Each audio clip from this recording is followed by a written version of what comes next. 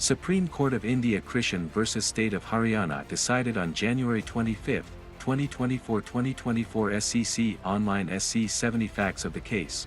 On 3 January 2004, the deceased Pawan went to Rohini to meet his ailing sister Sushila. Dharmender complainant is the brother of the deceased Pawan. Around 9 a.m. on January 5, 2004, he was informed by someone that his brother Pawan had been shot dead. Appellant is accused number 2 who along with accused number 1 Mahesh was convicted and were ordered to undergo life imprisonment for the offense. The conviction and sentence of the appellant have been confirmed by the High Court.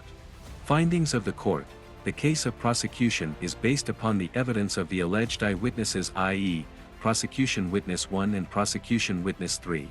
And the recovery of the alleged weapon of offense at the instance of the appellant and the fact that the appellant disclosed the place where he had thrown the dead bodies. As neither prosecution witness 1 nor prosecution witness 3 supported the prosecution, what remains to be considered is only the evidence of alleged recovery at the instance of the appellant. According to the versions of prosecution witness 15 and prosecution witness 20, the appellant allegedly made a disclosure statement on February 9, 2004. More than one factor renders the prosecution theory regarding recovery very suspicious and doubtful.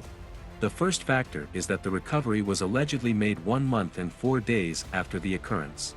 Secondly, the recovery was made from open space in a garden. Thus, the place was easily accessible to many. Thirdly, neither prosecution witness 15 nor prosecution witness 20 have stated that the weapon and cartridges were buried underground and were recovered only after digging.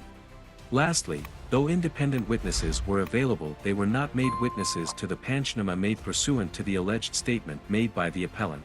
As the recovery of the weapon at the appellant's instance cannot be believed, the decisions relied upon by the learned counsel for the respondent are not significant at all. According to the prosecution case, on February 9, 2004, the appellant led the police party to a place where he had thrown the dead bodies.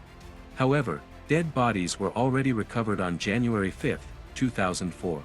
Therefore, the place from which dead bodies were recovered was known to the police long before 9 February 2004.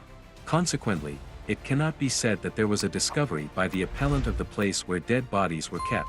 Therefore, that part of the statement of the accused, which records that he would show the place where he had thrown the dead bodies, is not admissible in evidence under Section 27 of the Indian Evidence Act, 1872. Prosecution witness 2 Dharmender, the complainant and real brother of deceased Pawan, deposed that he suspected the involvement of one Naresh Yadav in the offense.